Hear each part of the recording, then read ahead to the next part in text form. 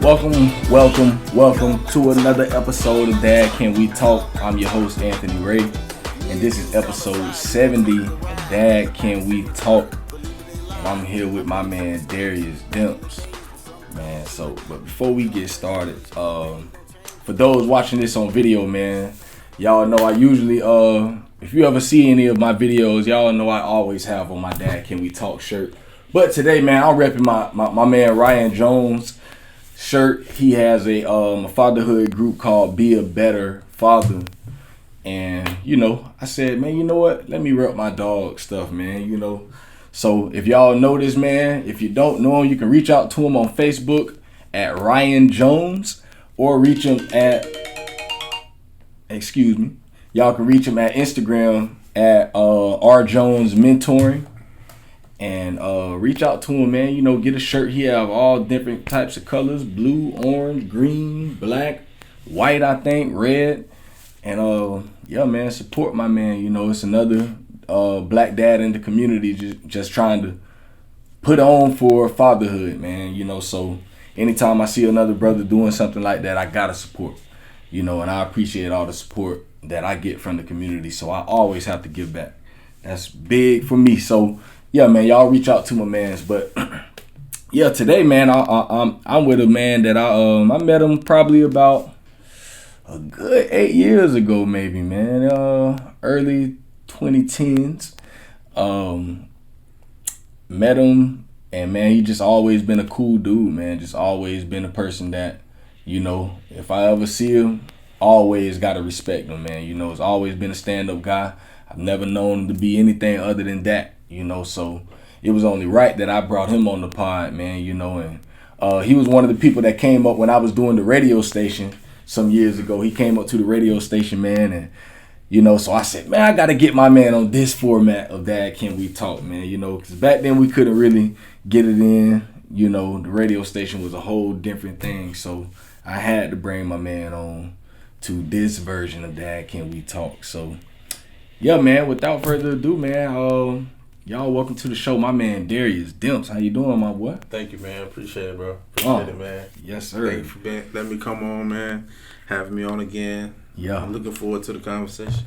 Definitely, man. Well, let's get right into it, man. My first question I like to ask on the pod is always the same. I want to take it back. What was your relationship like with your dad? Oh, man.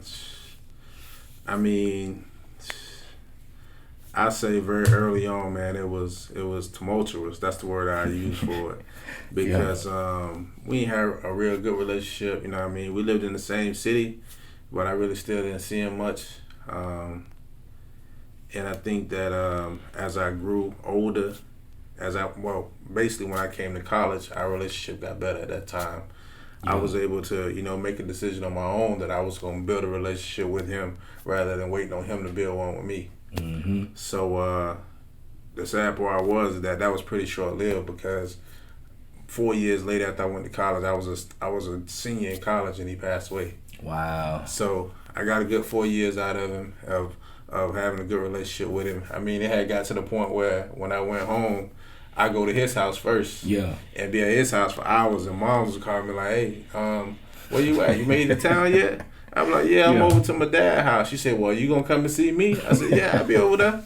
I mean, that's how good our relationship was, man. And what I realized, as I got older, is that we were very much alike. Mm-hmm. We just both want to just chill, have a good time, and, enjoy everybody's company. Both of us were like people persons, and we like being around groups, like entertaining, having a good time. And, I mean, I could say it was hard early on, but a lot of that had to do with a relationship between him and my mom, more so than me and him.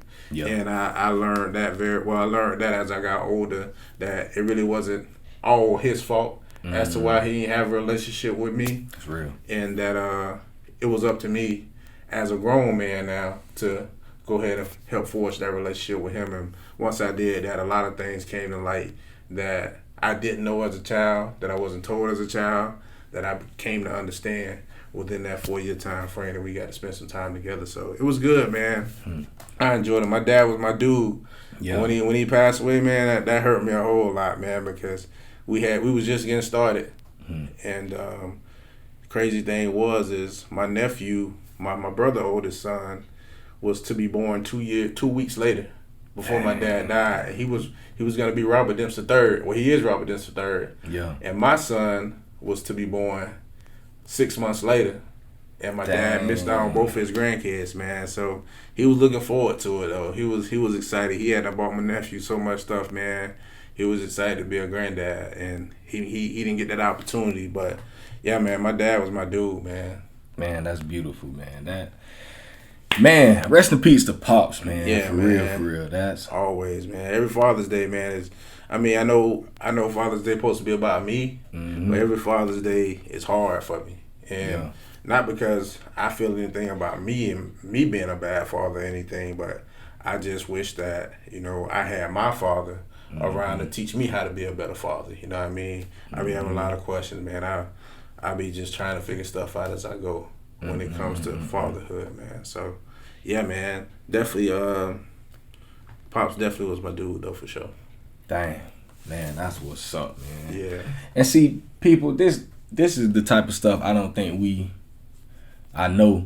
don't hear this type of stuff enough, and and I can relate to that because like you say, even as I got older, I went back and reached to my dad, man, and we still growing, but it took for me to take that first step, and sometimes it's like that, it ain't always gonna be the dad, and sometimes honestly our dads don't know how to mend those relationships, especially when we didn't grow up with them, right.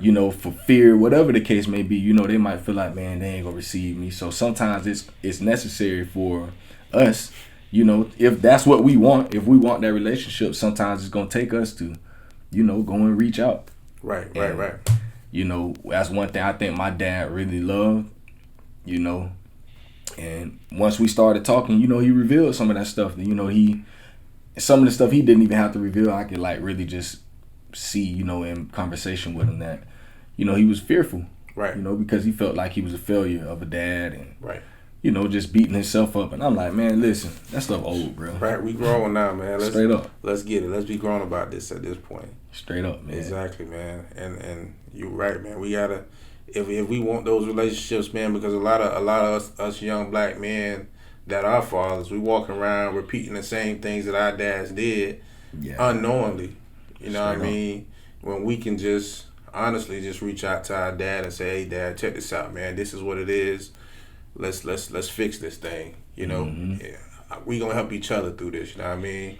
You know some things that I don't know. I know some things you don't know. Let's make this thing work, because at the end of the day, even if your dad wasn't a great dad, your dad can be a great granddad. For real. Because that's giving them an opportunity to have a second chance at it, man. And I think everybody deserves a second chance. Yes, sir.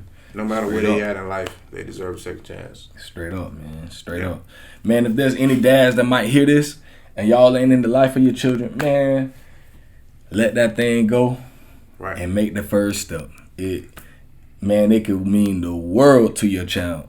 Like, for real. Or for dads out there who didn't grow up with their dad, make that first step to reach out to your dad, man. It's definitely rewarding. Today, like last night, 2 nights ago, my dad out of the blue just called me. He called me every now and then now, a couple of times a week, sometimes, and it always just feels good to me to know, like, damn, my pops really thought about me and called me, and every time he called me, it's like, even if he ain't even talking about nothing, most of the time he just called to check up on me and might talk some trash about sports or something, and but just knowing that he thought about me, it means the world, man, for real. Definitely better than nothing, man. That's straight up. So as you were growing up, and you didn't have your dad, were there any other men that stepped in? Oh yeah, man. My mom has 3 brothers.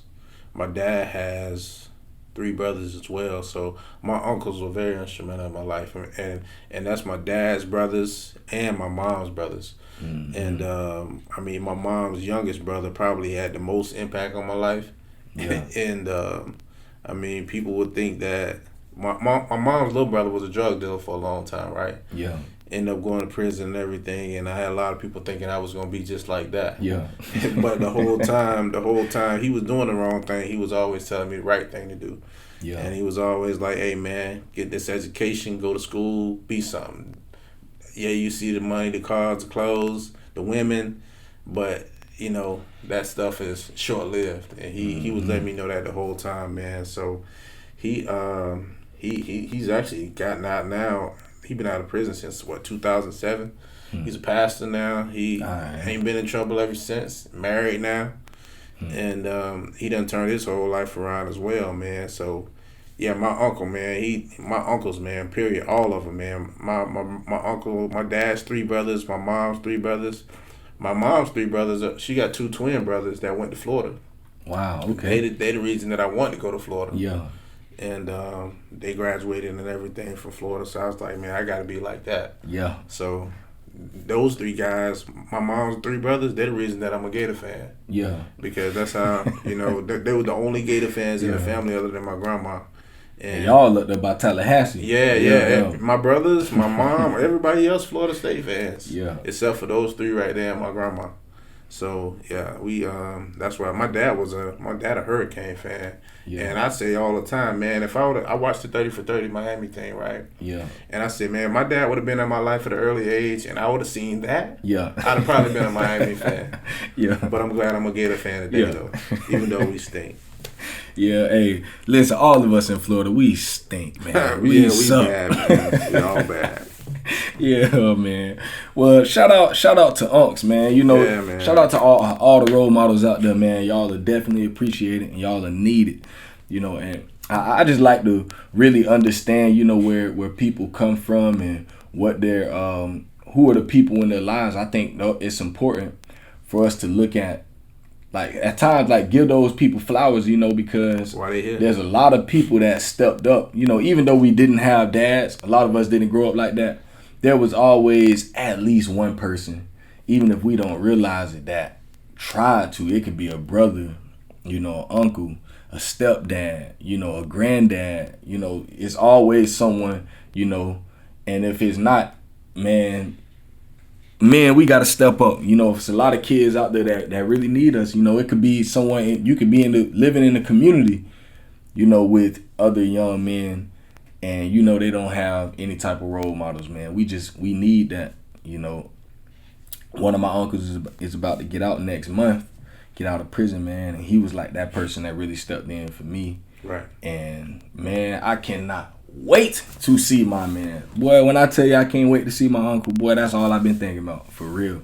All year, I'm like, man, this is the year my uncle get out. I just want to hug my dog, man. I just want to hear that Joker voice again, man, just to be able to see him. I'm with you, man. I'm in a group chat with my uncles, man, and every time the Gators play, football, basketball, whatever, man, we in a group chat all day and all night, man, just talking. So it's fun, man. It's definitely good having some uncles around, man. Some guys who, you know, willing to step in and willing to help guide you, you know, with every facet of your life, whatever you got going on. Straight up. So let's go into this fatherhood, man. So what you got two, right? Yeah, I got two. Yeah. Ooh, so two. I got a 13-year-old and a 2-year-old right now. And so your son 13 now. Son 13. In the teenage age. Yeah, man. Ooh, man, what's that? How long would he just turn 13? He turned 13 in August. In August. Okay. August 1st, man. Ooh, so what's that's been like, you know, man, the first couple of months of teenage years? Man, first couple of months of teenage years have been a learning experience, man. We done bumped heads a lot already. Yeah. And, you know, he going through that phase that I remember going through where I thought I knew everything. Yeah. And I thought that if you know, my mom just let me do what I want to do, I get it right, you know, it'll be fine. I turn out all right. Yeah. And kind of hard to give guidance at this age, you know what I mean? Mm-hmm. And we bumped heads a couple months ago, man. It was pretty bad, and we were going back and forth. We were going back and forth on text messages because he probably won't say it. He won't say this stuff to my face, but we going back and forth. And it took me a couple days to sit down and think about this thing. Like, what was I like when I was 13 years old? And that's when I started smelling myself as well. Thought I knew what was right for myself, what was right for my own life, and I had to sit back and reevaluate how I was going to handle him as a teenager versus how I was handled as a teenager. Because when I was a teenager, my mom always said, do what I say because I said so. And I ain't necessarily like that. Yeah. When I was a kid, man. So I had to sit back and reevaluate that thing and be like, you know what? I'm gonna give him a little bit of leeway, to make his mistakes, because what I find myself trying to do is trying to make him perfect. And not let him fall into the pitfalls that I fell into when I was a 13 or a teenager period. And so what I started doing, rather than trying to tell him what to do every single day, I just started like trying to, just offer him advice subtly, guide him, and I always talk to him about just being responsible and not being easily influenced and not being a follower, but always being a leader. And I think those things are gonna help him a lot more than me telling him do this because I said do it. Because at the end of the day, man, these kids these days, they different. They way different than what I was. They know more than what I knew. They're way more exposed to the world than what I was exposed to. I mean, I'm from Perry, man. I didn't know anything outside of Perry at 13 years old. So this man can see the whole world by logging onto the internet. All right. And so they're exposed to a lot more than what I was. So I got into the mindset now of being a guide for him and just asking him questions like, hey man, what's going on? How you doing? What's going on with school? What's going on with this? What's going on with that? Just trying to see where his mind at and working on building a stronger relationship with him first, because I thought I had a strong relationship with him, but it's like it shifted when he became a teenager. Man, I called this man the other day. This man voice deeper than mine. And like it blows me every time I talk to him that this man got a deep voice. He be like, "What's up, Dad?" I was like, "Whoa, man! I realize I'm not ready for this. Yeah, I'm not ready for this teenage stuff yet. But I think my main focus now is just like making sure we got a strong foundation. Because if we go ahead and get that strong foundation now, as we continue throughout these teenage years." Hopefully, by the time we get to 18, I have his full trust. And he'll be like, you know what? My dad, if I got anything going on, if I need to ask him questions, if I need to talk to somebody, I can go to my dad. And my dad going to listen first, and then my dad going to think about this thing, and then he going to give me a response.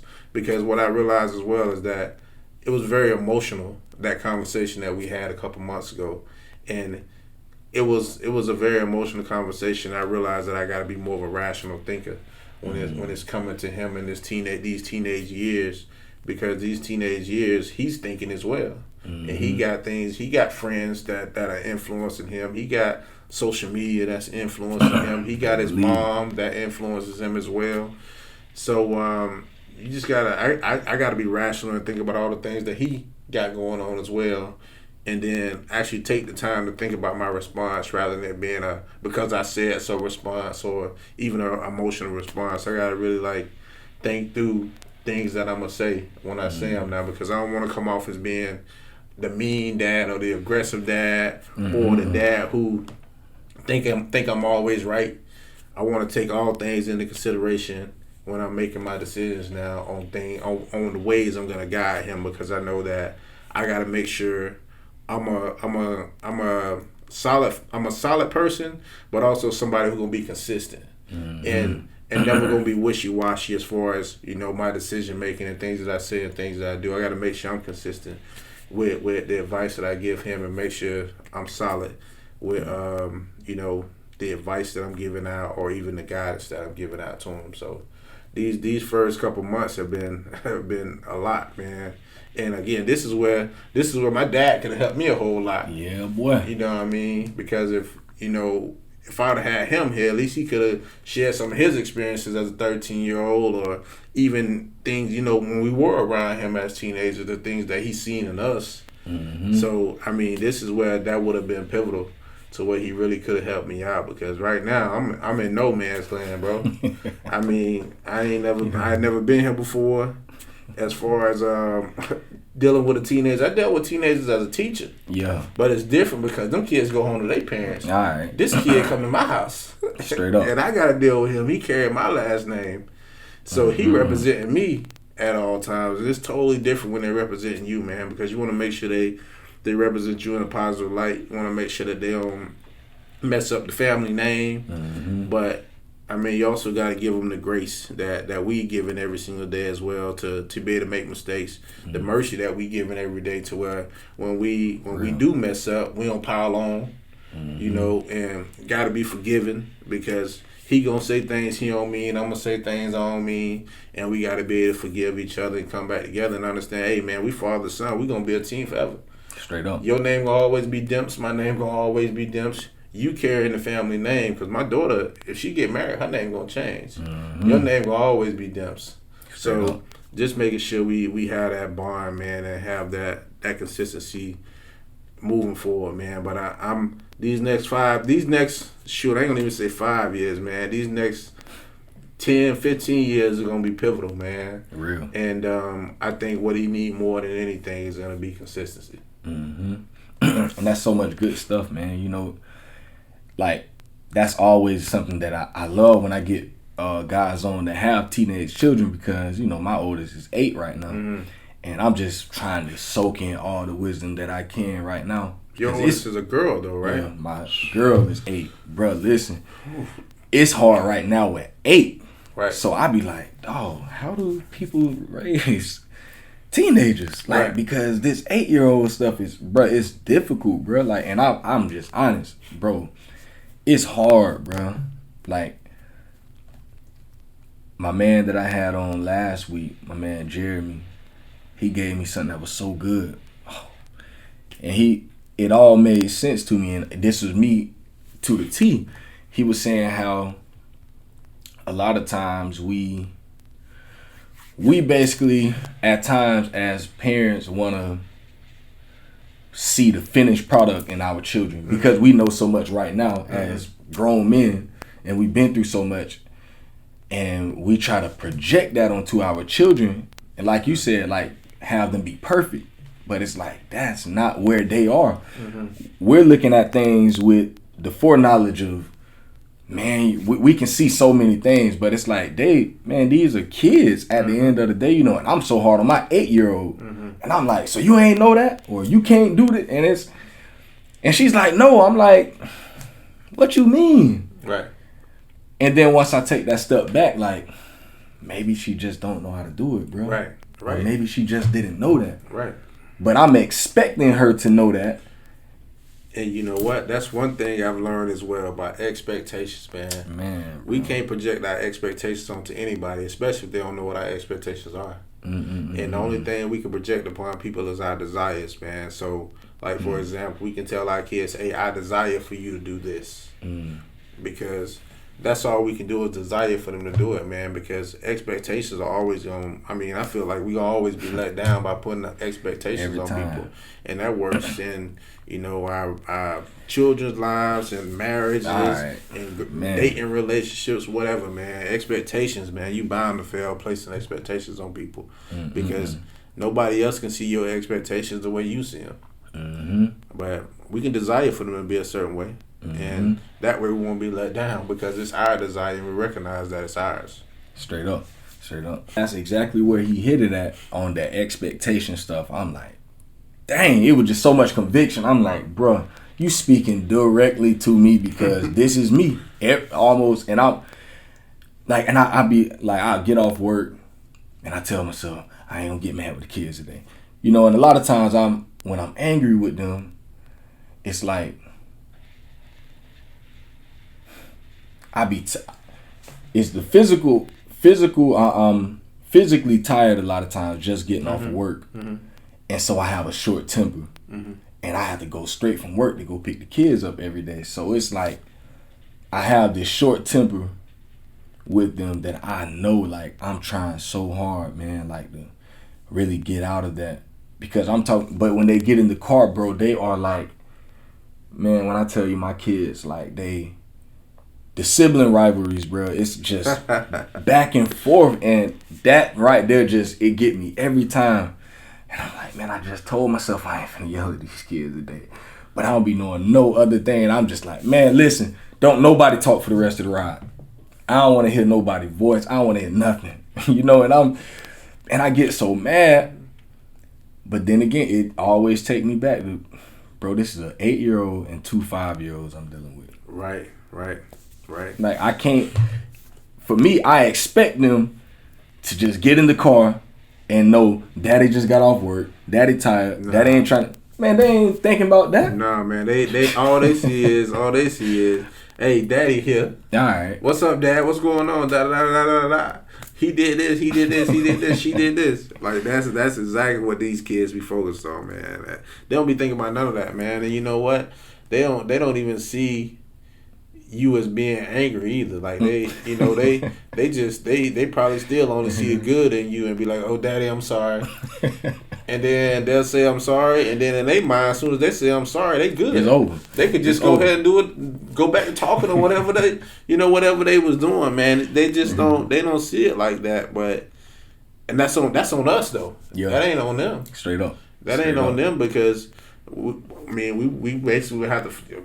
You would have to figure out a way. Hey, what can I do on my way to get my kids to digress from the stress of work?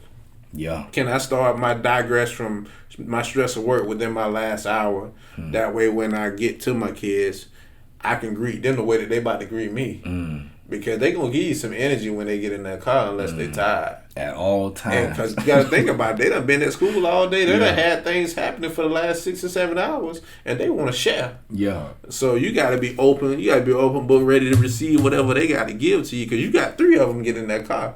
They done had 3 different experiences that day, and they all want to tell it to you, and they all want to tell you at the same time, and.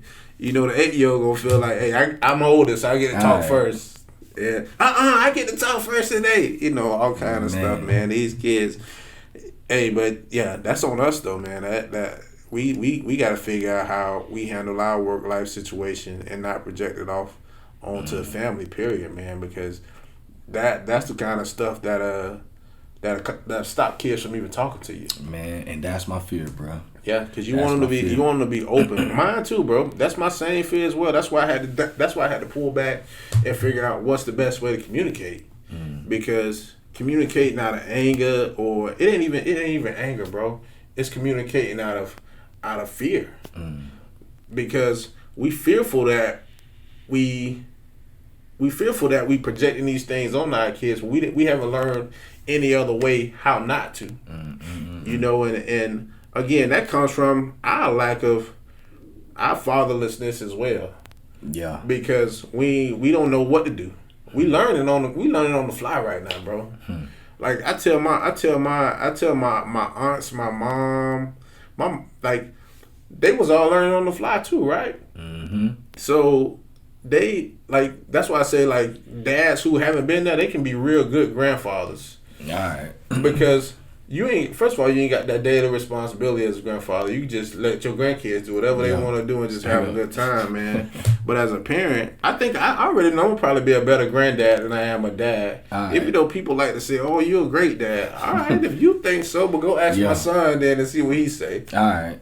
So that's how it's gonna be decided at the end of the day. What your kids say about you. You know, how your wife feel about you as a dad. Because their opinions are the only ones that's gonna matter, because those are the ones that are around you every day.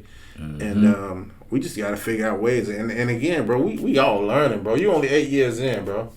And you got another 18 more to go. Man. Or, you know, because, I mean, one thing that we gotta stop doing as black parents is saying, hey, once you 18, you grown. All right. You do what you want to do. Nah, I'm still your dad. and I'm gonna still help guide you even when you're 30. You know. So we still learning, man, and bro, I'm pretty sure you better now than what you was 3 years ago when you had a 5-year-old and 2 2-year-olds get in the car. Yeah. So for real. Hey, you gotta look at it that way, man. You better than what you was, and imagine 5 years from now when you got a teenage daughter and you got 2 10-year-olds in the car, you gonna be even better because you gonna have this part right here figured out by then. Yes, sir. So that's the way you gotta look at it, man. Look at it as progress, bro. You've been progressing this whole time. We learning, and the thing we can't do, the same thing we can't do to our kids, we can't do to ourselves. We can't expect them to be perfect. We can't expect ourselves to be perfect either. Yes. Now you're talking to me. And we gotta. And one thing we gotta do as well is we gotta let our kids know when we make mistakes as well. Like we can't be afraid to say, you know what, baby, I'm sorry. I was upset. I'm tired. I had a long day at work. It's not y'all. It's me. And I'm sorry for projecting that on you. And I'm going to do better. Because our kids got to see our humility as well, man. And understand that we not perfect and that we going to make mistakes. That way they can learn how to be that same way, man. Because we got to teach our kids how to be forgiving. It don't just come naturally. And we got to actually, it ain't nothing wrong with telling your kid that you're sorry. Straight up. That you messed up. Because we do. And ain't no sense in us trying to run around here acting like we perfect in front of our kids, because when we really fall, our kids gonna freaking crucify us if they don't know who we really are. Believe that. So yeah, man. Hey, if you ever do get mad, bro, just tell them, hey, you know what? Even if you don't say it right then, if you wait an hour later and say, hey, we gotta have a family meeting, everybody, all the kids come stand right here in front of me, and you let them know, hey, y'all, what happened in the car earlier, that was my fault, and I'm sorry. It ain't y'all fault that I'm tired. It ain't y'all fault that I got upset. I should take more time to listen to y'all. And go ahead, tell me what y'all wanted to tell me earlier. Give them an opportunity to get it out, man, because at the end of the day, bro, we fall too, man, and we ain't perfect. So straight up. And maybe a few weeks ago, maybe about 3 weeks ago, I was going through it. Really, the whole last month. October was crazy, just with everything, marriage, the kids, work, school, just everything was just crazy, man. And I found myself just so down on myself, you know, and just looking at, you know, just, man, bro. And I find myself getting in those places at times where I'm so down on myself, just thinking, you know, I'm just always looking at how I can be better as a father, how I can be better as a husband, just be better as a man, period. You know, and looking at all of my mistakes and my downfalls, and sometimes I get so down on myself, feeling like, man, I can't do this, bro. Like I don't know how to go. Like how do I just be better? You know, I seem like I always mess up, and I will replay things in my mind all day. And that's like my biggest thing, bro. And, you know, one day I was just thinking, like, I knew I needed to talk to somebody, man. And, you know, just, I knew I had a whole bunch of people I could reach out to. I could reach out to my boy Rob. I got my boy Tavares, Jess. I got so many people. But the only person I wanted to talk to was my dad, bro. But I know... I was like, man, I don't really want to lay this on Pops, because I ain't really think that he was he really ain't in the place where he needed to be right now, to where I was, why I needed.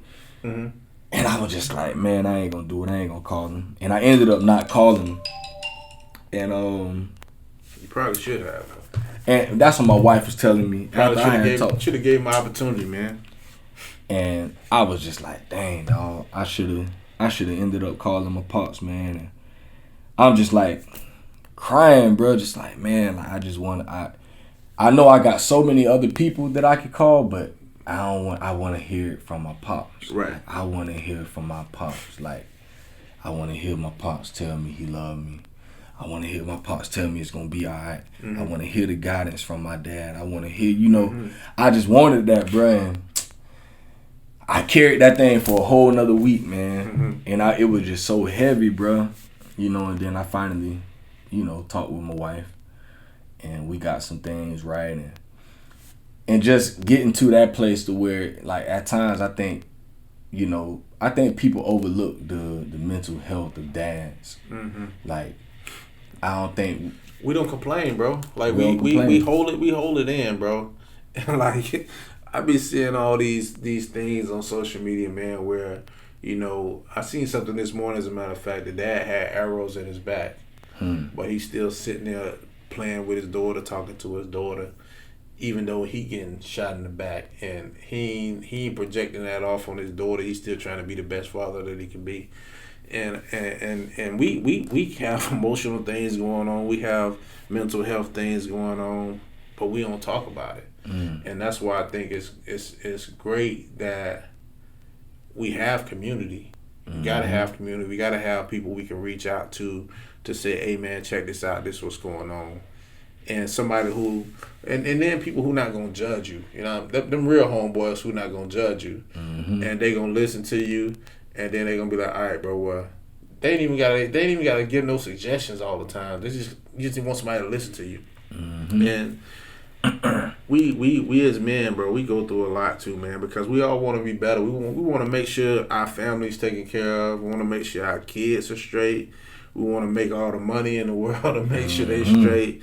We want to put them in the nicest house, the nicest cars, the best schools. Like, we want all these great things for our kids that we probably didn't even have for ourselves.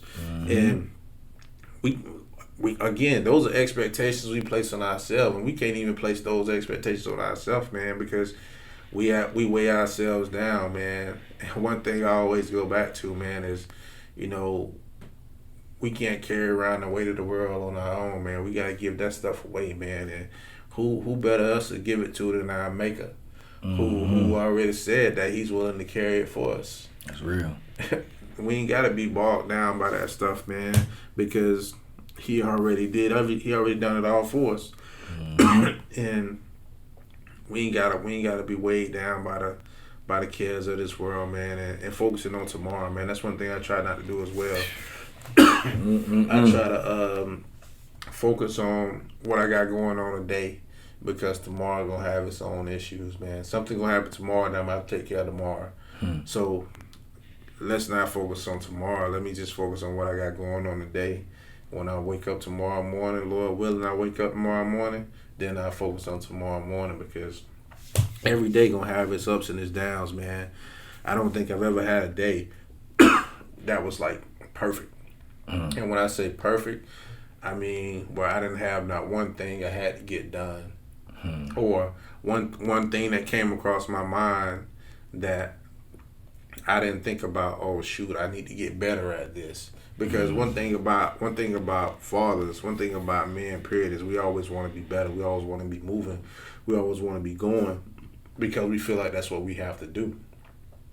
But projecting those expectations on ourselves is something we got to stop doing as well. We can have desires for ourselves as well, man, and not project those expectations on ourselves that weigh ourselves down. So it works in all facets, what we do to ourselves and what we project on others. Man, talk to me, boy. And I think that's why, you know, I realized, like, that's why I be so hard on my kid. That's why I be so hard on my wife. You know, because I be so hard on myself a lot of times, man. And I'm just trying to learn to just get out of that, you know, like, you know. And that's why, like, man, I can't say it enough. I know people probably like, this man say the same stuff on this podcast all the time, but it's so real. Bro, this podcast was not created. I mean, I created it for Eric, you know, to be able to help other people get their stories out there. But this for me, like, I need help. Like, I love to be able to sit down with another man and hear his story and understand where the things that he knows, get some wisdom from another person, because I know I ain't got it all together. Like, right. And I just, man, every week, you know, this little time I could get away from my kids, get away from my wife, and be able to come here and be able to hear something from somebody else. It's just, it blessed me in so many ways, dog. It's fellowship, man. Straight and that's up. something we don't like, especially with these times that we in right now, man. We don't visit enough. As men, we don't visit enough. We don't hang out enough. You know, we don't gather enough, man, to be able to just commune with each other. And that's what this is. This is an opportunity the same way for me. I mean, as we was coming in, I told you, You ask me how everything been going, I say I stay out the way and I stay in the house. That's basically what I do, man. Yeah. And it's me, my wife, and my daughter, and then my son when he comes and visit. But I be in the house, bro. Yeah. And I mean, the crazy thing is, man, you live in the same city. Right there. And literally like 5 minutes away. And, you know, I can easily drive to your house, you can drive to my house. But even as men, we don't do that because we don't even be focused on that, man. We be focused on what we got to get done for the ones that live in our house. And that be our main focus every day, man. Like, what can I do to get better for them? What can I do, you know, okay, can I put in some extra hours at work to make this time and a half? Man. Can I, you know, do I gotta go grocery shopping since my wife can't go grocery shopping? Do I gotta go pick up the kids? Am I gonna have to, you know, make dinner tonight? Or, you know, am I gonna have to put them all to bed, give them all showers? Like, we be thinking about all that stuff, man. And communing together is not something we think about all the time, which we should do more often, man. We gotta. I don't know how we gonna do it, bro. We gotta learn how to start just coming together and just chilling, man. Because even if we come together, just watch a football game on a Sunday or a Saturday or a basketball game, bro, just being together in community, man, it's so fulfilling, man. And you never know the things that'll come out of that. Just that hour or two y'all spend together, that once a week, and making that a consistent thing, man. I think that is big and something that we gotta start doing, man. Because most men, you know, probably come together. Oh, let's do a men's Bible study, but it's way more to it than that. You know what I mean? Way more to it because we're going through some real life things that are right here, right now, and yes, scriptures that can help us through those things. But at the end of the day, we also got community that can help us through those things as well. And community is what we need. I mean, shoot, God in community every single day. In community with the Father, the Son, and the Holy Spirit, and then He in community with us as well every single day. So community is a big thing that we got to continue to do. That's real, man. That's so real, man. Y'all, hey, listen, we just two men just having conversation, man. But this is some real stuff. And I know we ain't the only ones that experience this stuff, man. So we all can do better. We can all do better, man. Straight up. So you got so you say you got a 2-year-old too, right? What's it been like with that baby girl, you know, going back after 11 years? What's that's like, bro? Oh man, that's my girl, man. That's my girl. That's my baby, man. And man, girls will do something to you, boy. Yeah, man. Yeah, man. And it's different as well because you know, she there with me every single day. I see her every single day. Yeah. I didn't see my son every single day because he ain't never like lived with me consistently like that. But my daughter, see her every single day, man. And oh man, I don't know what I'm gonna do, bro. Like I'm really like, I really don't know what I'm gonna do, man. Cause like, I try to discipline her. Yeah. And she like look at me. Like one time, man, I told my daughter to stop doing something, and I popped her hand. My daughter looked at me, and she wiped it off, and went right back to doing what she wanted to do. I said, man, you know, I don't know if I'm raising my daughter a gangster, man. So my daughter, man, she started to learn how to talk now, and she kind of can tell me what she want when she want it. And she got this expectation of me that whenever she says something, I'm supposed to like just move and just do it. And I'm like, man, how am I gonna break that expectation? Because I'm not gonna be doing this her whole life. But then I always find myself doing it exactly when she says she want it. You know what I mean? Like she'll get out of the car, man. She be like bubbles. Like she got this little bubble machine, and she want the bubble machine turned on. And if that bubble machine ain't coming on in the next 5 minutes, she finna show out. And I try to like discipline her to make sure, hey, you're not gonna act like this at home or in public. So I make sure to set that standard on how she act in public and at home, and that you ain't gonna be falling out crying and doing all of that. You're a big girl. You know, you still my baby, but you're a big girl. But then I don't know, bro. I don't know if she got mind control over me already or wrapped me around her finger already, man. But I don't know, man. I keep saying I don't know because I really don't know what I'm gonna do with this daughter, man. Because she's lovable. When I say lovable, like she gonna give me kisses every day. She gonna give me hugs every day. But then she'll go through these phases throughout the day where she don't want nothing to do with me. Yeah. And then she'll come back, at nighttime and she'll sit on my lap and watch TV, and I'll be laying on the couch, she'll come lay beside me and watch TV. And I'll be like, man, like, you just didn't want nothing to do with me 10 minutes ago, and now you're all under me. And then she'll come get in the bed with us, and then she'll be tucked underneath me for a minute, then she'll be on her mom, and she'll be coming up. I'm like, I don't know, man. It's been an emotional roller coaster with my daughter, man. Cause my son was easy, man. Mm-hmm. I think he was easy because I'm a man. He was a young man, so boys can do what boys do. Yeah. But I don't know, man. Maybe you can help me with the girls, cause you 8 years in with the daughter, and I don't know, bro. I don't know what to do. Like I really don't know what to do, man. I can be honest with you. And with my daughter, I try to be hard on her, like I was my son, but it don't work. Because it's like she don't take me seriously.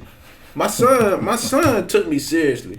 Yeah. Like I could say something to my son when he was her age, and he'll be heartbroken that I was disappointed. Man, my daughter don't care. She don't care when I'm disappointed. She don't care when I'm mad with her. She just think that, okay, Dad mad right now. I'm gonna just give him a kiss and everything will be all right. And that's the way she treats me, man. And I don't know, bro. Help me. Man, them girls they're a whole different thing, bro. I got that the boy, then the girl. So my baby girl and my oldest one, they're totally different, bro. Like. My baby girl is more of I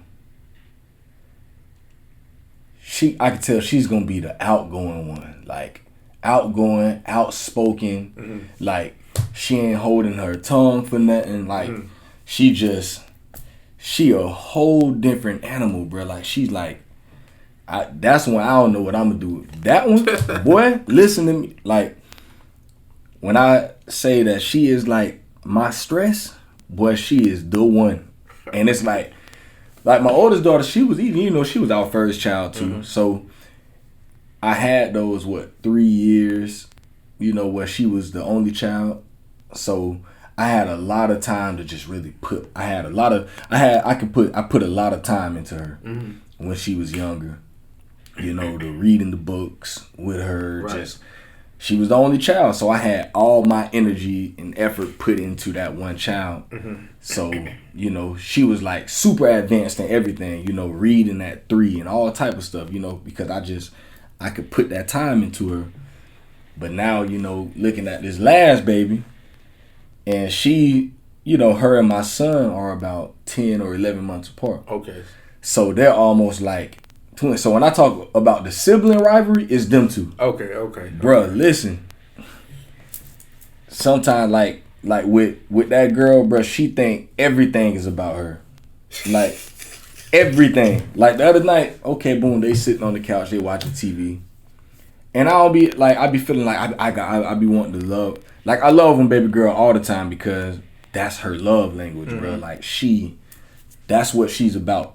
Physical touch, the words of affirmation, bro. She is about that life, bro. She want to be up under me and my wife all the time, bro. So I'm like, let me love on my oldest daughter. So I go on the couch, I go rub her face. I know she like that type of stuff, and I'm just sitting there. And my back is turned to baby girl. She on the other part of the couch over here. So I just hear her in the background saying,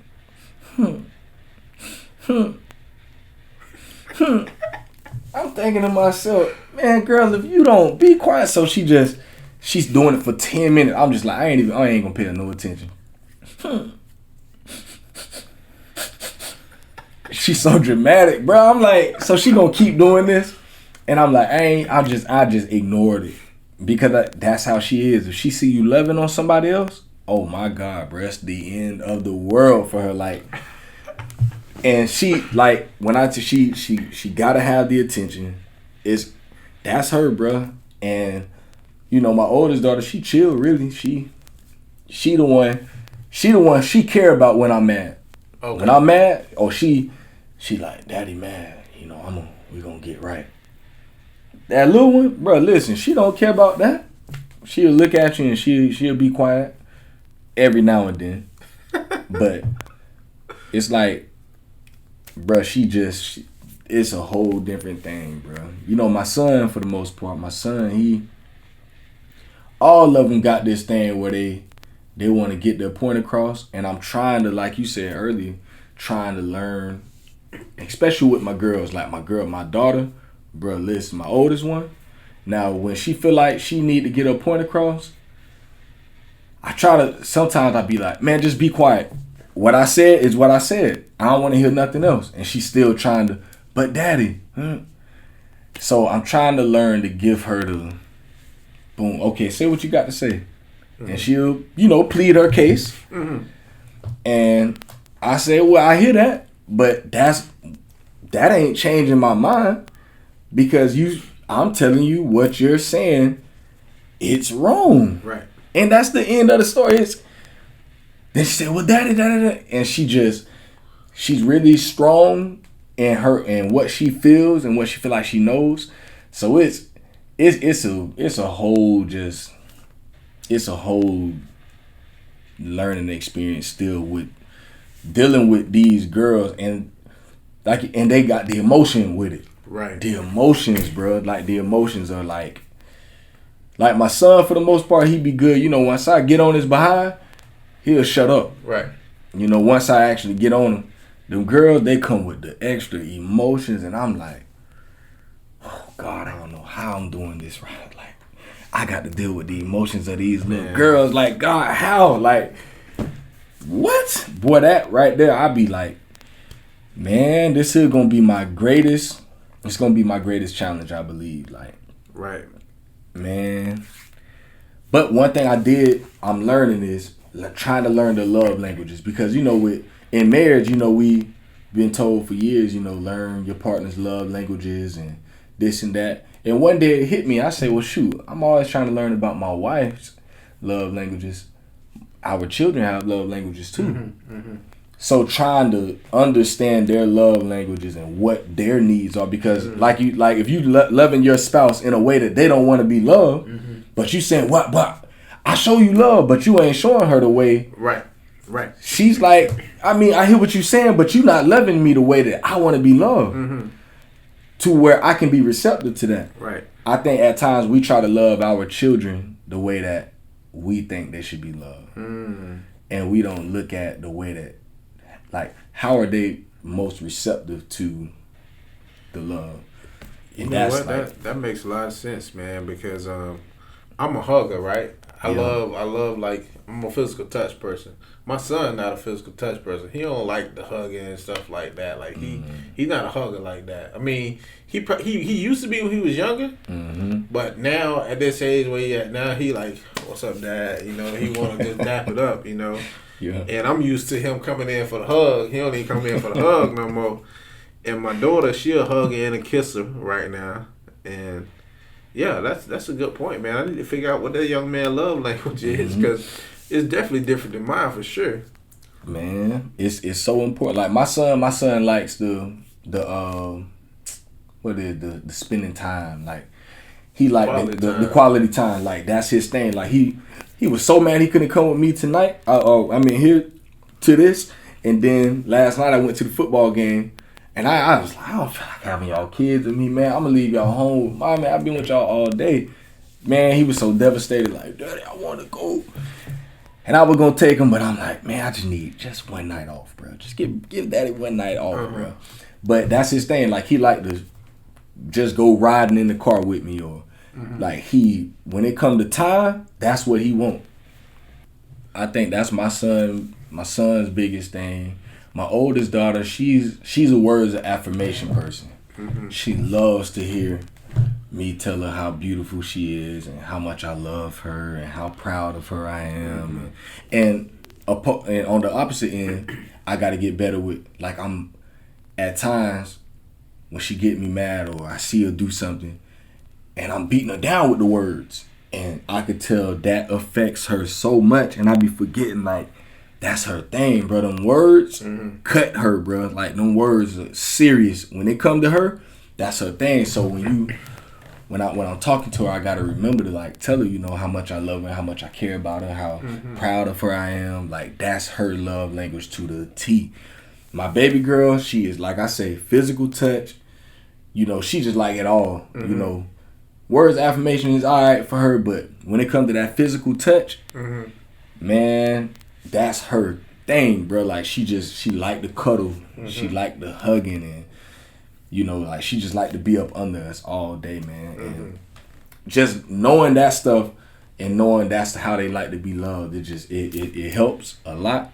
So yeah, I think parents, if we can figure that stuff out with our kids, that's big. Man, that goes a long way. That's big, man. I'm gonna figure that out on Christmas break in a few weeks with my son for sure. My daughter, I'm still gonna evaluate her, but my son, I'm gonna figure that out with him in December when he comes for Christmas break. I'm gonna get that figured out. This man old enough where I get him to go on the internet and just take the love language test. And then just tell me the results, and then I can just go from there. He can read, he can understand what they talk about, so I'm going to have him to do it. As a matter of fact, I'm probably going to send it to him when we leave here today and say, hey, man, take this assessment and send me back the results. I'm going to do that today. I'm going to get this figured out now.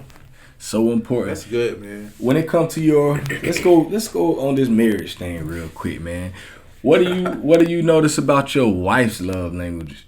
Like, when it comes to marriage, man, like, over the years, has that been something that y'all looked into? And oh yeah, man, I definitely know what hers is, and my thing is just hitting it all the time. Yeah, you know, I think her number one was quality time. So doing things sometimes that, you know, well, I ain't gonna say I don't like now, but doing things that I initially didn't like. Like, for example, on Sunday nights, man, she got this show she liked called 90 Day Fiancé. And she wanted me to watch this show with her every Sunday night. At first, I was reluctant, man. I was like, man, I ain't watching this stupid junk, man. And then now, bro, this show been going on about 2 years now. And, like, every Sunday, I'm like, hey, don't 90 Day Fiancé come on, like. And I find myself watching it and looking forward to this thing every Sunday now, man. I was even in Canada last year. And I was up there for about 3 months. And every Sunday, I would still sit there and watch 90 Day Fiancé, even though she wasn't there with me. And I'm like, yo, man, like, but that's a quality time thing for her, right? That she likes watching that show, and I just, you know, take the time and watch that show with her. But I like the show now myself. And then other shows that she get into, you know, I just take the time and watch those things because that's some quality time things that she like. And you know, I got to do better on the words of affirmation. Again, that's not mine, so I got to learn how to be better at that. And that's one of the things that I tried to figure out early on. And one thing I always talk about is making deposits. You know, I try to make sure my balance with her is high, because when I make a withdrawal, I make a big withdrawal. Yeah. And when I say I make a big withdrawal, boy, I say some stuff that that'll normally mess me up for a whole week or something. But it don't mess me up for a whole week because I done deposited so much. And when I do mess up, I try to be quick to apologize or say I'm sorry for what I did, and then explain why I said what I said in order to help her understand why I said what I said. Because a lot of us men, man, we don't deposit enough into these women. That way, when we do mess up and make a withdrawal, our balance ain't at zero. Our balance ain't negative. So I try to look at it as I would my bank account, man, because, man, you don't want to go into the negative, boy.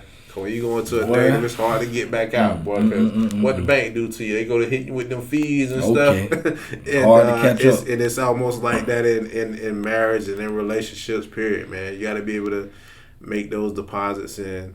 And one of her things is she like gift giving, right? And I just, even if it's something small, man, like one thing she had got some years ago, she had got like this Pandora bracelet. And you know, with Pandora bracelets, you just go buy a charm. And you just keep adding charms to it. Bro, I shouldn't. Well, she ain't gonna watch this. Maybe she won't. Maybe she won't get to this part. But I keep 2 or 3 charms in my vehicle. Yeah. That way, I know when my funds running low. Yeah. I can just make this deposit right here with this charm. Like even if on a random day, you know, a random Saturday, November 20th, just pull out a charm and be like, hey, here you go. Yeah. But she liked that because it's almost like I took the time out of my day to go get a charm for her bracelet, and I was thinking about her, even though that charm probably been in my truck for like 2 months. But yeah, man, just continuing to hit. You gotta pound on them love languages, man, because you continue to love that woman that way all the time, man, you gonna be golden, man. It ain't nothing it ain't too much that woman won't do for you if you continue to hit on them love languages daily as often as possible. What be so funny about love languages to me? I feel like God really be knowing what he be doing, bro. Because I never was romantic, bro. Like, you know, I ain't grow up like that, bro. Like how many men you know that are naturally romantic? Yeah. I don't know none. I don't know any. Yeah. And it's like that's work for us, man. What? Bro. That's really work. Man, when you talk about that gift giving and the words of affirmation, it's like I'm not good at that, bro. Man, I'm not good at the words at all. What? I gotta work on the words. and having daughters helps me. Right. But then again, I just be like, dang, like what am I gonna say to this grown woman? Right. Because it's easier to say it to your daughter. So much easier, bro. Yeah. You know, and just finding those words to say in the right times. And, you know, it's like sometimes I don't be wanting to be corny. Because when you say, it's like, it ain't nothing corny you can say to your daughter, but definitely some corny thing you say to your wife. Seriously, bro. So it's, and then it's like the 2 things that I'm like very bad at, those are her love languages, bro. Yeah. Like so bad at it, bro. Like when it comes to gifts, man, I give somebody a gift card quick, bro. Yeah. Just go, just go find. You know, I just. So here's what I do when it comes to gift cards, right? I always do gift cards that are food related when it comes to her, and I always try to hit on something like a favorite restaurant or a favorite breakfast spot. Like she's big on Panera, right?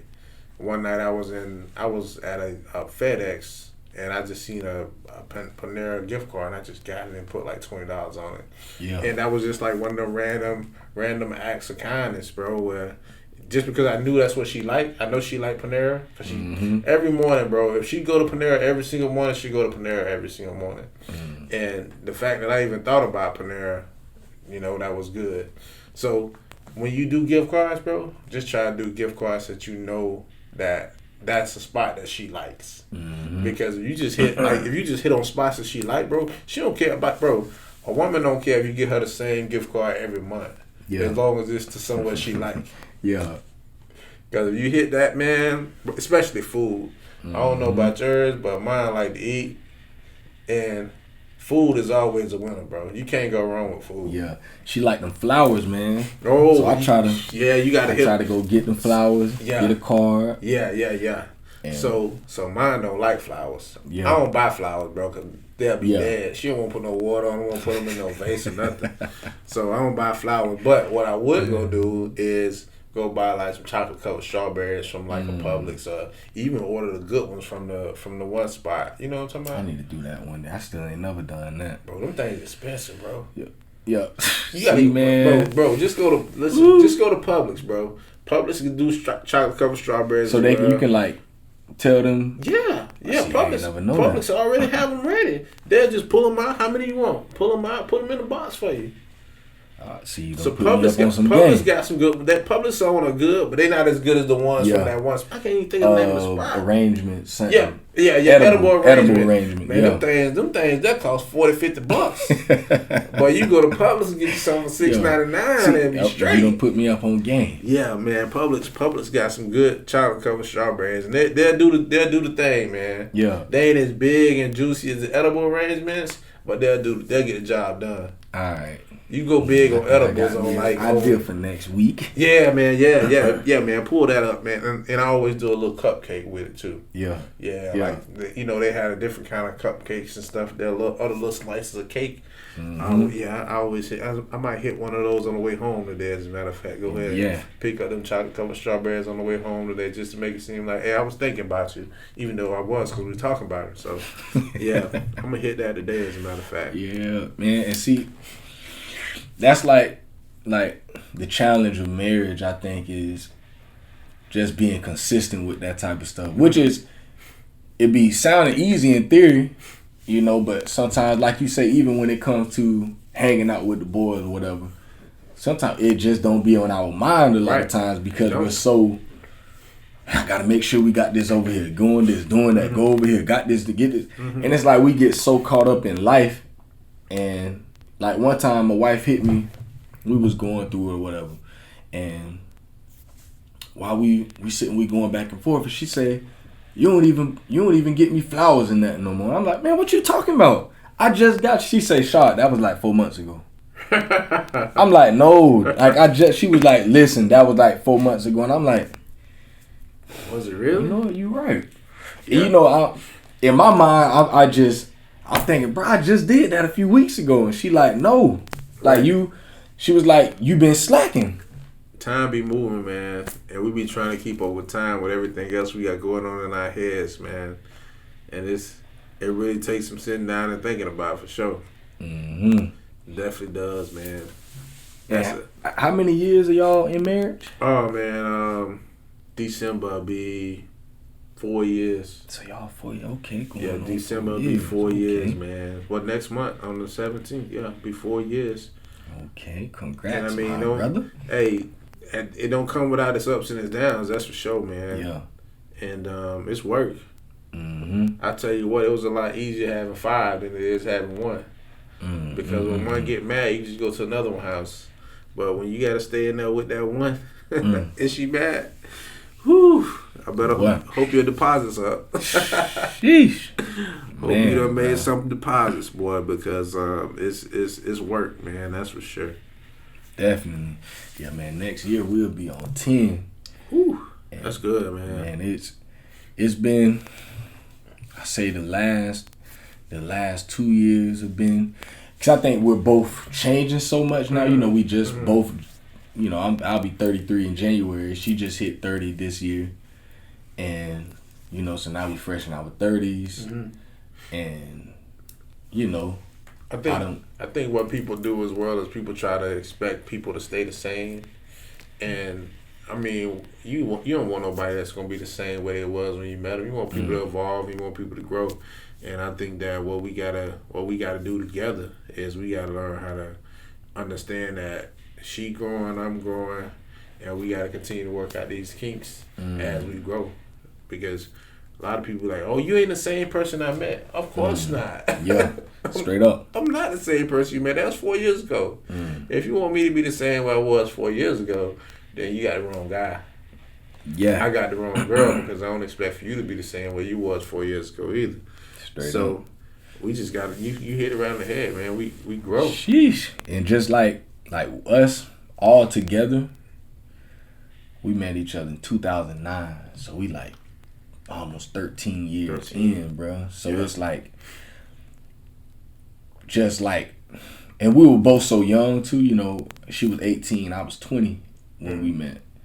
And so just like understanding, like you say, now when I were both these two different people, now it's like learning to love each other. Like your love literally it has to be is different now. It's like things that you like when you was 22, and I can love you in a certain way when you was 22 and 23. It's like now you a 30-year-old woman. You got a different career now. Even for me, I'm got this whole different life now. I'm in school now, finna have a bachelor degree next month. And it's like, appreciate that, bro. And it's like, I'm so different. You know, my mind just totally different now. You know, things that I like, things that I do. You know, the way that I think, the way that she thinks. And it's like just learning to, I mean, like it is in marriage, period. Just learning each other, compromising, and, you know, continuing to work at this thing every day. And it's a challenge, a big challenge at times.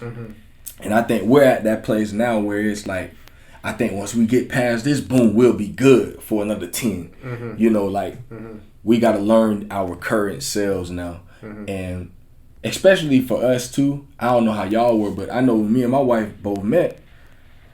You know, we were kids, really, bro. Like, real talk. We were literally kids. So now it's like my wife is learning herself. And who she is, and I'm learning myself now and learning who I am, like establishing my identity. That was something that we didn't have for a long time, and I think we're both now on that, you know, on the cusp of like understanding like who is Anthony Ray, right? Who is Chanel Ray? Like, who is this person? I mean, bro, I was your age when I got married. I was 33.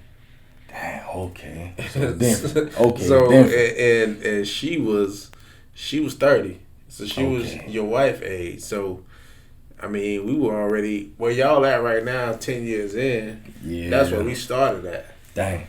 So where y'all were at, where you learning yourself, you know, we both had established what we were doing career wise at that point. Even though mine has changed, but hers is still the same. We had you know, I hadn't already had a kid. You know, we had that. We were grown. Yeah. You know, when we met each other, we had them both went through like finished school, was working. We was on our adult grind when we actually started dating. So it's where y'all at right now. That's where we started at that age. So yeah, y'all definitely y'all got some growing. Y'all definitely it's real with kids when you got started, and it definitely done grew a lot because I can only imagine that me and her would have started at that age, how much different we'll be because bro, at when I was 20 years old compared to me now, that's totally different. Man, what? That's totally different, man. I'm nowhere like I'm probably 180 from the person I was when I was 20 years old, man. All the way. When I was 20 years old, man, I wasn't thinking about no kids and no family and taking care of nobody but myself. It was all about me, bro. All right. And talking about communing, that's all I did when I was 20 is get with the homeboys and hang out. Man, shoot, I lived with the homeboys for real when I was 20 years old, man. So, yeah, it's totally different, man, because not seeing my homeboys every day at 20 years old. Tell myself, let's get together once a week or once a month. No. Man, we was together every day. In the same vehicle every day. Linking up every day, man. It's totally different, man. So, yeah, I can imagine the growth process y'all have been through. And that's y'all done went through the tough years together. Yeah.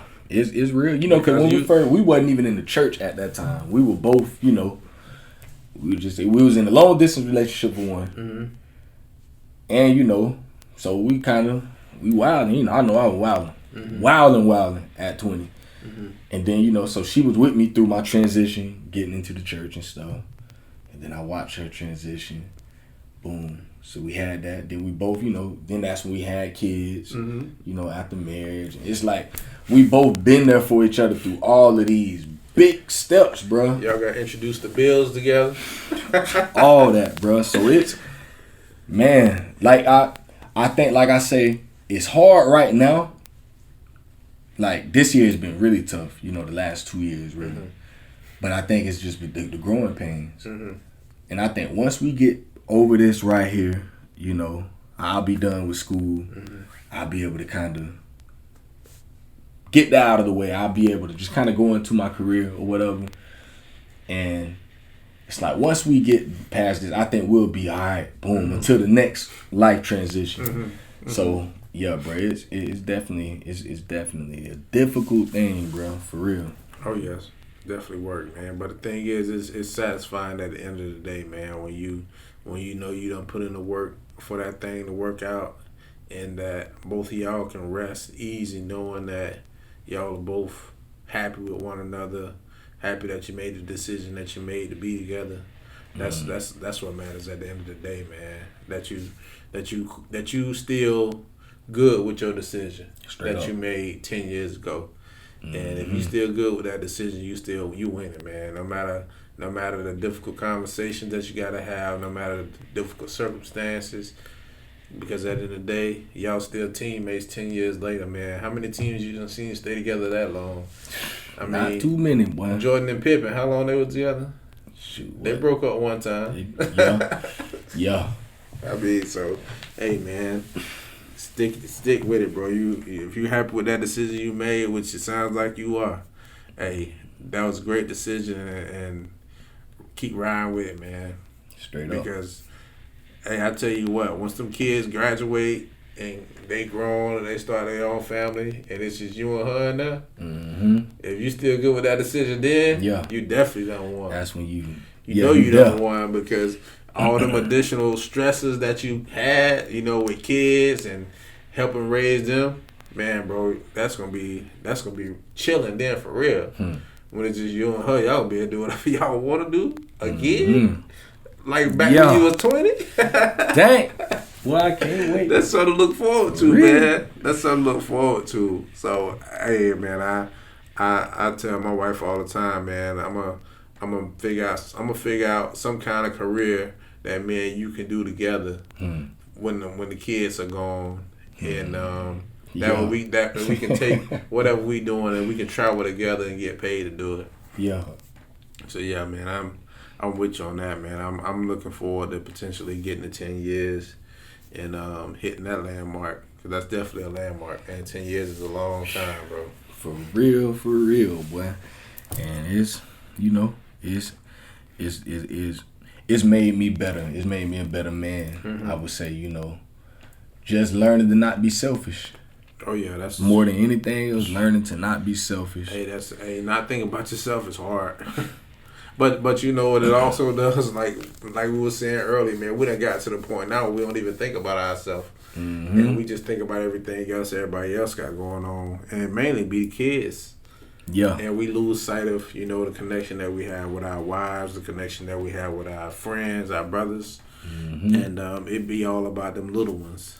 Straight up. So we got to make sure we maintain those lateral relationships as well. In order to, because the thing is, them kids gonna grow up one day, and them kids gonna be gone, and they gonna be starting their own families, and that's why we gotta maintain that relationship with our spouses and with our own friends. That way, when them kids gone, we ain't trying to pull up to their house every weekend to mess with them, but we still got our own friendships and our own, spouse to be able to, spend that time with, and still enjoy life with them as well. I tell my son all the time, man, you gonna grow up eventually, man, and it's gonna be me and her. So I gotta make sure me and her good just as much as I gotta make sure me and you good. Gots to. Yeah. Gots to, bro. Man, if you could go look back at the 18, if you could sit down, just like me and you doing right now, and talk with the 18-year-old version of Darrius and give that man one piece of advice going forward, what would you tell that young man? Oh, man. 18-year-old Darrius. 18-year-old Darrius was a wild, wild boy. Oh, man. If I could tell 18-year-old Darrius one piece of advice, what would it be? I would tell 18-year-old Darrius to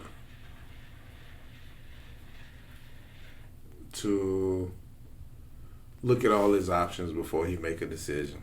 I think 18-year-old Darrius was an emotional person who would just jump at an opportunity, or who will move too quickly without thinking through all the different things, all the different possibilities of what could happen if this happened, this happened, this happened. I would recommend 18-year-old Darrius to become more of a listener because that's one thing that 18-year-old Darrius didn't do. I kind of flew by the seat of my pants at that time and didn't really do too much thinking, didn't really do too much listening. And I wasn't really like a person who was going to think things through before you did it. I was just more about action. Mm-hmm. And I think that if I'd have sat down and thought about some of the things that I was doing, the circumstances that I was in, I could have made better decisions. And it probably would have helped me be further along than what I am now. And I believe that learning how to be a listener first, if I would have learned how to listen at an earlier age, I could have gained more as far as knowledge goes. The decision making could have been different. And, I believe that a lot of the mistakes that I did make, I could have avoided. Even though those same mistakes have made me into the person I am today. Mm-hmm. I'm thankful for those mistakes, but I think that I could have avoided a lot of those if I'd have just listened. And not just listening to, my peers, but listening to my mom, when she tried to tell me things. Listening to my uncles when they tried to advise me on things. Even some of my peers, man, I remember being in some, friendships, still friendships to the day, where I was offered good advice and I kind of did my own thing. Mm-hmm. So I would tell 18-year-old Darrius to listen, to think, and to, think through these different options before you make a decision. Good stuff. Man, it's an important thing. Just looking at how every decision, everything that we've done up until this point in our lives, like you say, it's made us. Like we are who we are because of the decisions what we made. Mm. But it's just always good to go back and just really look at like, dang, okay. Because I think this is this type of stuff that we're going to be able to offer our children. Right. When they hit that 18 mark. Like, right. I can share these experiences with you. These are the things that were my downfalls. These are the things that hurt me. And, mm-hmm. And I think they'll be more receiving when they get to that age as well, man, because they'll be done seeing you done supported them these whole 18 years and helped them even get to that point where they're at. But, yeah, man, I think that just listening and thinking, man, that's a big part, man. I think I didn't do enough of that at all when I was younger. Straight up. Well, man, we gonna end it right there, man. Man, this has been a good one, bro. Yes, sir. It's been a good one. Man. It's helped me, bro. Real talk. You definitely helped me as well, man. I'm about to text my son as soon as I get done here. Real talk, man. And man, like I say, I always say, I need this, bro. Like I really do need this, and it's a lot that I got to go home and think about now. Just want to go love on my wife, love on my kids, and just be a better father. Be a better husband. That's all we can do, bro. Absolutely, man. Straight up. So hey, man, for everybody out there listening, for all the supporters, man, if y'all heard anything that my man Darrius said, man, listen. If the shoe fit, wear it. That's all I can say. If you know that you can get better in certain things in certain areas, do the work to get better. That's all we can do. When I tell y'all, don't be like me, man. Don't beat yourself up. Please don't beat yourself up, man. It's not fun. It's not healthy at all. And, just take everything a day at a time. Everything a day at a time. As a dad, a father, if you ain't married, you might be thinking about getting married. Take everything a day at a time, man. Things will come, and you're gonna make mistakes, but you gotta keep moving forward. You just got to keep doing that, man. And I just want to encourage all the dads out there, man. Continue to stay tuned to the podcast. I think I got one more this year, if I'm not mistaken. I got my man Lavaris Kelly coming on. Okay. And after that, man, I'm going on a quick little break. I'll be graduating next month, and I got some things I got to get together, man. Going into this new year, so yeah, man, y'all definitely stay tuned. I got some big stuff coming for next year. I got this new podcast that I'll be starting early next year. Men, Can We Talk? Well, I'm gonna be bringing some men to the table. It ain't just gonna be dads this time. And I'm looking forward to getting together with some young men. I want to get some young 16, 17, 18-year-old men on the podcast, and we gonna talk some real talk. So for all y'all men out there, I'm definitely gonna be reaching back to y'all, cause this is gonna be 4 men at a time. We gonna be sitting down. We gonna have some real conversation, man. This one here gonna be good. So y'all be on the lookout for that. And yeah, man, we gonna end it like that on this good Saturday, man. We get out of here, go watch some football, go chill, man. And, watch my team lose. Mine probably already losing. We playing right now. Oh man. And so I know once I look at this phone, I might be disappointed. But yeah, man. So shout out to all the dads out there, man. Shout out to all the moms out there that support Dad Can We Talk, man. We appreciate it and we love y'all too, man. So we out of here. It's Dad Can We Talk. It's episode 70 and we out of there. I made some mistakes.